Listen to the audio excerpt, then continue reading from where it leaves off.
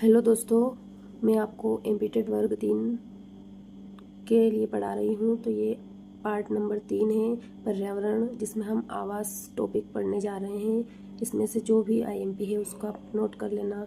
मैं आपके सामने अंडरलाइन कर दूँगी तो आप उसको अपनी कॉपी में नोट कर लेना। चलो आगे बढ़ते हैं।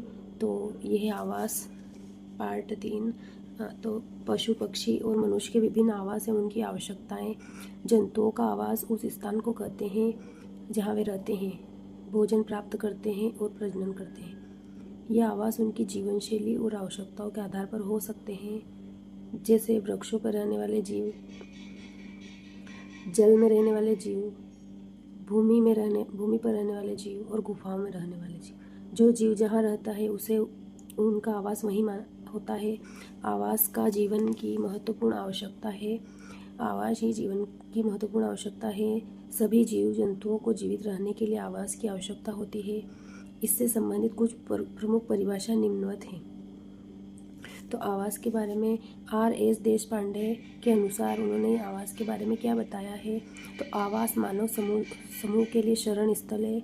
आवास मानव समूह के लिए क्या है? शरण स्थल है, जिसमें दीवारें, फर्श, दरवाजे, खिड़कियां, छत आदि होते हैं। R.S. देशपांडे ने बोला है कि जिसमें दीवारें, फर्श, दरवाजे, खिड़कियां, छत आदि होते हैं वही आवास है। उमा बर्नार्ड सेठ के अनुसार वास्तव में जिस स्थान में पारिवारिक जीवन का वातावरण पाया जाता है उसे घर कहते हैं, और जिसका सार रूप पारिवारिक जीवन में व्यक्तिगत संबंध है। ये बोला था उमा बर्नार्ड सेठ के अनुसार। ऑक्सफोर्ड डिक्शनरी के अनुसार वह भवन संरचना जिसमें निवास किया जाए आवास कहलाता है।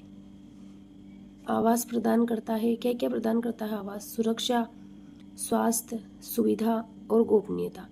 सुरक्षा तो वो अपने मौसम के प्रतिकूल परिस्थितियों और अन्य खतरों से सुरक्षा प्रदान करता है। स्वास्थ्य, यह स्वच्छता और आराम के लिए एक स्थान होता है।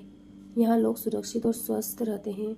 नंबर 3, सुविधा। आवास में रहने में जीव जंतुओं की दैनिक गतिविधियाँ जैसे भोजन, सोना, आराम करना सुविधाजनक बन जाता है। और गोपनीयता, यह व्यक्तिगत या पारिवारिक गोपनीयता प्रदान करता है। आवास के भी प्रकार होते हैं, तो ये विभिन्न प्रकार के होते हैं आवास। एक तो होता है स्थलीय आवास और एक होता है जलीय आवास। तो स्थलीय आवास में एक होता है वन आवास, घास के मैदान, मरुस्थलीय आवास, टुंड्रा आवास। स्थलीय आवास वे आवास होते हैं जिसमें वन, मरुस्थल, घास के मैदान और टुंड्रा टेगा इत्यादि होते हैं। वन आवास इस प्रकार के आवास के लिए तापमान, आर्द्रता तथा मृदा अनिवार्य तत्व है। वनों को मुख्यतः 3 भागों में वर्गीकृत किया जाता है। नंबर 1, निम्न अक्षांश पर पाए जाने वाले उष्णकटिबंधीय वन, मध्य अक्षांश पर पाए जाने वाले शीतोष्ण कटिबंधीय वन और उच्च अक्षांशों पर पाए जाने वाले शंकुधारी या टेगा वन। तो ये 3 भागों में वर्गीकृत किया गया है। निम्न अक्षांश पर उष्णकटिबंधीय, मध्य में शीतोष्ण कटिबंधीय और उच्च पे शंकुधारी। तो ऐसा पूछा जा सकता है कि वनों को कितने भागों में बांटा गया है? वनों को मुख्यतः 3 भागों में बांटा गया है। उष्णकटिबंधीय वन निम्न अक्षांश, शीतोष्ण कटिबंधीय मध्य अक्षांश, शंकुधारीय टेगा वन उच्च अक्षांश पर पाए जाते हैं। अब जलीय आवास के बारे में देखते हैं। तो जलीय आवास में एक होता है अलवणीय या स्वच्छ जल आवास, दूसरा सागरीय आवास, तीसरा संक्रमणकालीन आवास। घास के मैदान, इससे पहले थोड़ा सा आवास का बच गया था, वो पढ़ेंगे। तो वनस्पति तथा जलवायु पारिस्थितिक के आधार पर भारतीय वनों को 5 प्रकारों में बांटा गया। वनस्पति तथा जलवायु परिस्थिति के आधार पर भारतीय वनों को 5 भागों में बांटा है। चैंपियन एवं सेठ ने भारतीय वनों को 16 वर्गों में बांटा है। तो किसने 16 वर्गों में बांटा है? चैंपियन एवं सेठ ने भारतीय वनों को 16 वर्गों में विभाजित किया गया है। घास के मैदान, तो इसके अंतर्गत विभिन्न प्रकार की घास आती है। यह क्षेत्र कम वर्षा वाले क्षेत्रों में 25 से 75 सेंटीमीटर में पाए जाते हैं। यह क्षेत्र कम वर्षा वाले क्षेत्र में 25 से 75 सेंटीमीटर में पाए जाते हैं। घास स्थल में औसतन कुल जीवभार का लगभग आधा भाग स्थलीय सतह है के नीचे रहता है। घास का क्षेत्र उष्ण तथा शीतोष्ण दोनों क्षेत्रों में पाया जाता है। तो इसमें घास के मैदान में एक तो ये है कि ये कम वर्षा वाले क्षेत्रों में पाए जाते हैं। कम वर्षा मतलब 25 से 75 सेंटीमीटर के बीच में। और यहाँ लगभग घास का स्थल औसतन कुल जीवभार का लगभग आधा स्थलीय सतह के नीचे रहता है। घास का क्षेत्र उष्ण तथा शीतोष्ण दोनों क्षेत्रों में पाया जाता है। प्रमुख घास स्थल कौन कौन से हैं?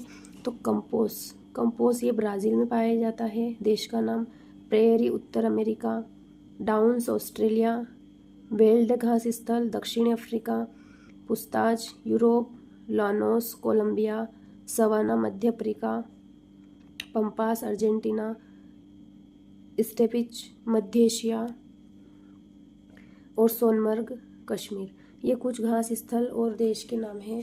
तो इसमें से 2-3 हमेशा पूछे जा सकते हैं कि जैसे प्रेयरी, कंपोज,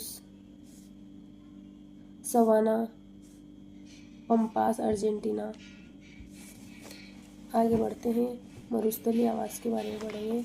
इस प्रकार के आवास में आर्द्रता की कमी रहती है। मरुस्थल अधिकतर कर्क और मकर रेखा के पास महाद्वीपों के पश्चिमी तट पर 15 डिग्री से 35 डिग्री अक्षांश पर पाए जाते हैं ना। तो जो कर्क रेखा रहती है और मकर रेखा, इनके पास महाद्वीप के पश्चिमी तट पर 15 डिग्री से 35 डिग्री अक्षांश पर पाए जाते हैं।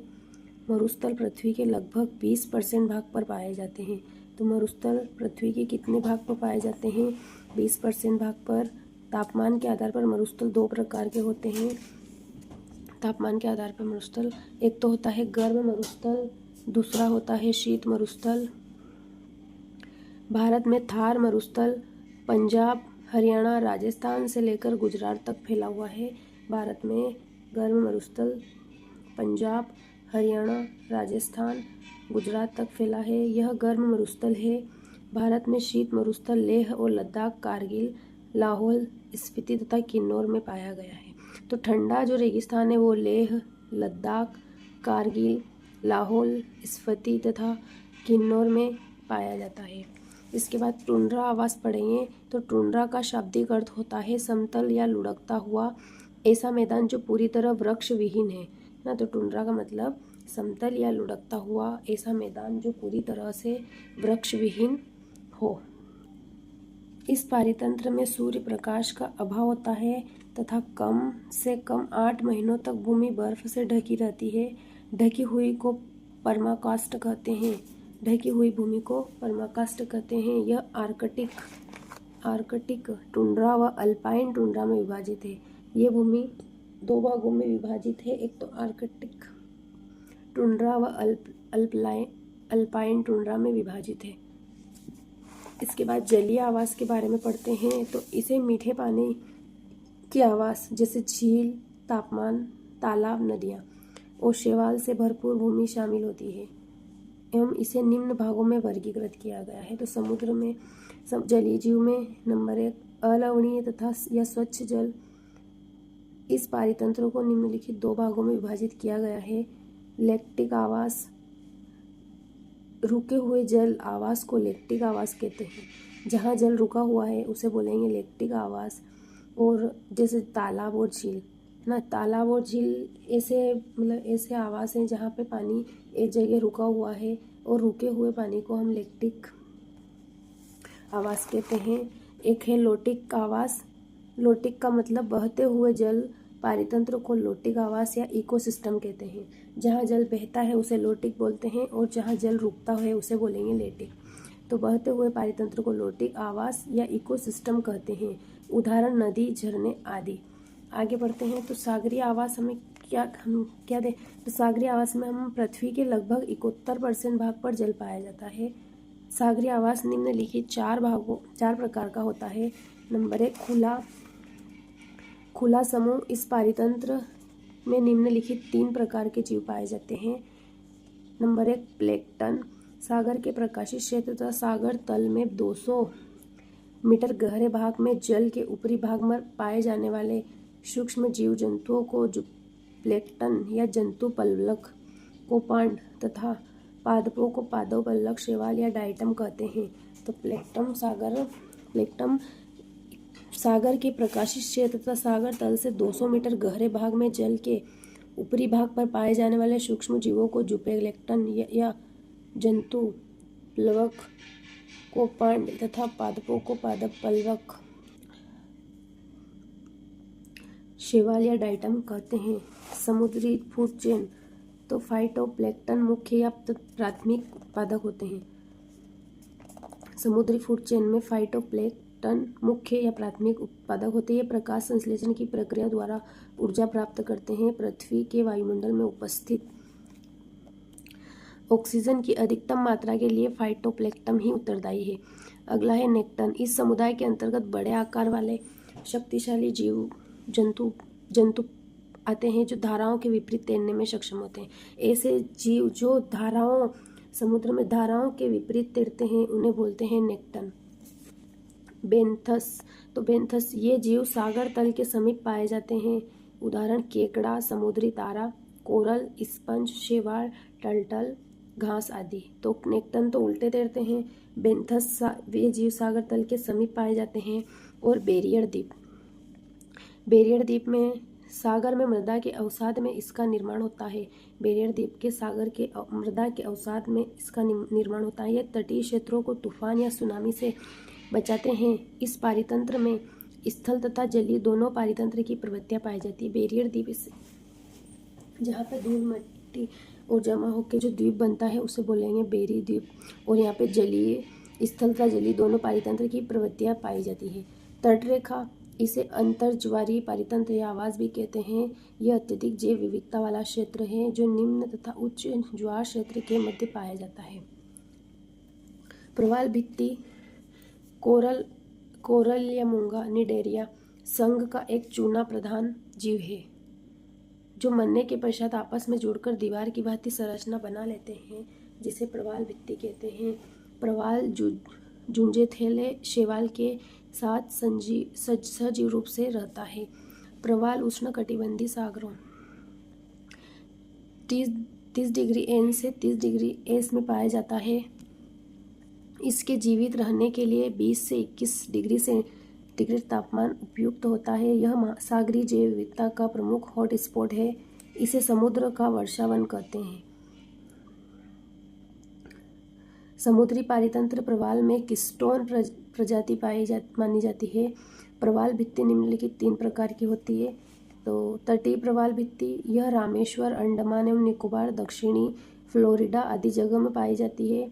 और अवरोधक प्रवाल भित्ति, विश्व की सबसे बड़ी प्रवाल भित्ति ऑस्ट्रेलिया के उत्तर पूर्व या स्थित ग्रेट बैरियर रीफ। विश्व की सबसे बड़ी प्रवाल भित्ति उत्तर पूर्व पर स्थित है, ग्रेट बैरियर रीफ। और वलयाकार प्रवाल भित्ति, यह घोड़े की नाल के आकार जैसे जो फिजी, एलिस द्वीप तथा लक्षद्वीप में पाई जाती है। तो मैं आशा करती हूँ कि आपको समझ में आया होगा। और अगर आपको समझ में आया है और कुछ भी आपको मतलब यहाँ से आपको कुछ बेनिफिट मिल रहा है तो आप प्लीज़ लाइक करना, सब्सक्राइब करना। धन्यवाद।